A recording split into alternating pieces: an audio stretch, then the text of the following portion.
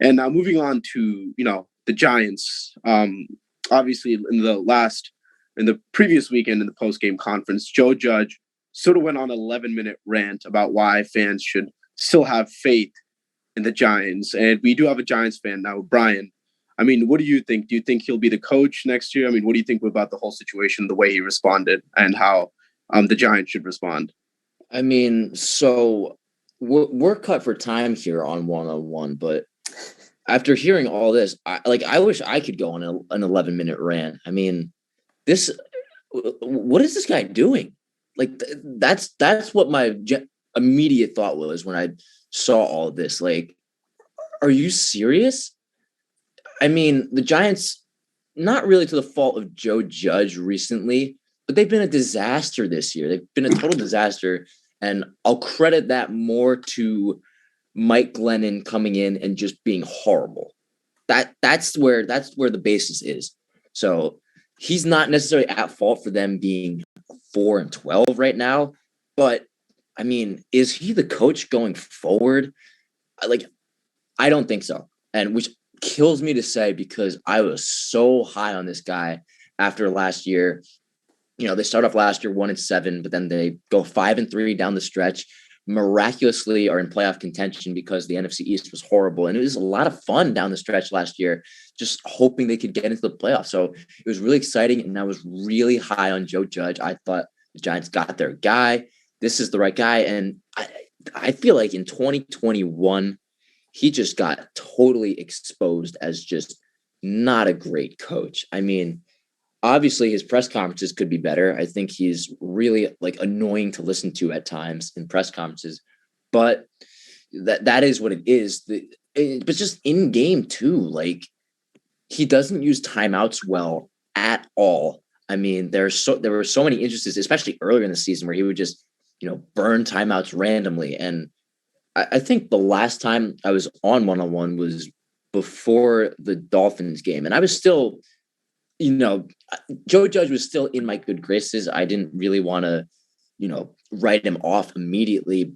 But, that game, I thought the Giants had so many opportunities to win. And I thought Joe Judge didn't do a great job in that game. And that's where he kind of started to lose me.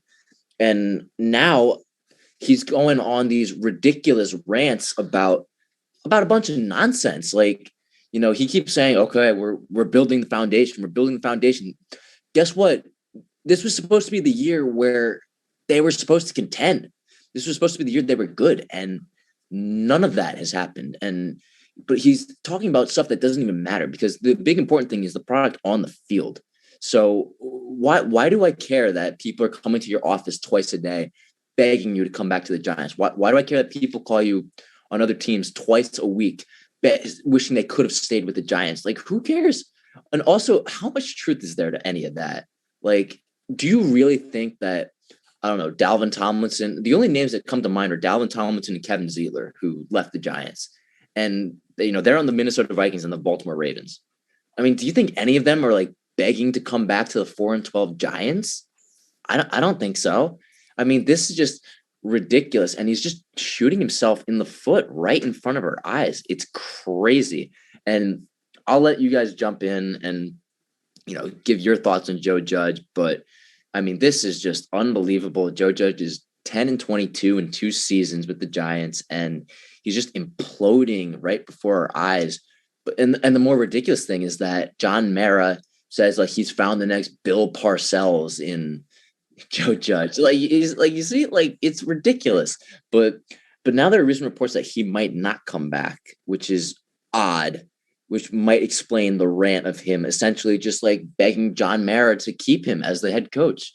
So, I mean, that's all my take on it. And I'd love to get your guys' thoughts on it too. Danny, I would love to hear what you have to say, but I think Joe Judge I've seen all I need to see of Joe Judge as head coach of the Giants. I mean, you can keep going for the rest of the segment. We'll just let you go. That was fun. No, I agree. I agree with you. A man that has a secure job does not have a need to go on a 11-minute rant why this team is building a foundation, why this team is not a clown show. We don't have guys fighting on the sidelines.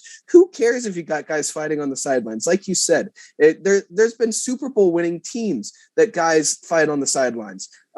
Peyton Manning and Jeff Saturday. It was a playoff game. Peyton Manning comes over screaming at Jeff Saturday. That team won a couple Super Bowls. You think they cared whether guys were fighting on the sidelines? No one cares at all. Win. It's as simple as that, especially in the New York City market. All you got to do is win and you will be absolutely loved. I think it starts at the top, though. I think John Mara, as the president, needs to, honestly, I saw this on a talk show. I forget exactly who it was. He needs to fire himself. He needs to bring in an actual president, get out of the football stuff. Since he's taken over, yes, they won 2 Super Bowls, but they already had Tom Coughlin, who was in place when he got hired. And then he went and fired Tom Coughlin, who won 2 Super Bowls. I don't know how you do that. Tom Coughlin was there for 11 years. They've already gone through 4 coaches and half the time that Tom Coughlin was the coach of the Giants. And then after you fire yourself, you find a good president, then you fire Dave Gettleman, because Dave Gettleman is a clown. He does not know what he's doing. You need to get him out of there. You need to bring in a good GM. Find someone. The Niners brought in John Lynch, and you've seen what they've done. Then after that, find a coach that works well with the GM. Find a coach that the GM and coach can build this team together. Find players that you want this team that's going to work for the coach. And then after that, you get rid of Daniel Jones. Daniel Jones is a decent quarterback. He's not a good quarterback. He is not a great quarterback. He's not going to be a quarterback that's going to win you a Super Bowl. And at this point in his career, I think it's fairly clear and obvious to me that he's not going to be the guy that's going to get you to the promised land. I think it's time to move on from Daniel Jones. I think next year is going to be another rough year for the Giants, but I think you can really, really, really kick off this rebuild. You're going to have 2 top 10 picks this year. I think you need to lose this week, and you need to find a way to lose, and you need to hope that the Vikings beat the Bears. Find a way to lose. I don't think find a way to lose. I don't think they should have any trouble doing that. That's a good point. No, but you're gonna have 2 top 10 picks. One of them is going to be top 5. You trade Daniel Jones, maybe pick up a 4th rounder or something. Trade him to a team that needs a backup quarterback, or maybe you package a 2nd rounder in Daniel Jones and trade him for another 1st round pick. I have no idea what your move is, but it's time to really kick off this rebuild. They're in salary cap purgatory right now. It's bad in New York. They need to figure it out. Start off the rebuild. Start trading some players. Be bad for another couple years. But this team really, I feel like they're just right around the corner with all these draft picks. They're starting to build up that offensive line. Use these 2 picks this year on offensive linemen in the 1st round. And then there's not really, in my opinion, there's not a great quarterback in this draft that's going to be a generational talent. None of these 4 to 5 1st round projected quarterbacks this year would be a 1st rounder last year. So I think you trade Daniel Jones. You find a guy that can be a replacement guy for 1 year. Maybe you just absolutely tank next year, go for the number 1 pick in the draft, and draft a guy like Bryce Young. Yeah, I mean, both of you guys had excellent points. I mean, I think looking at it, the first thing I was going to say was, as a professional, Joe Judge should not be worrying about fights on other teams' sidelines. I think you should first worry about your own team, and I totally agree. I think there's a lot of things you guys, mentioned, and I think to add to that, they definitely do need a new president, a GM, and a new GM and coach that works well together to really deal with a lot of things. Because let's keep in mind that they signed Kenny Galladay for a massive contract.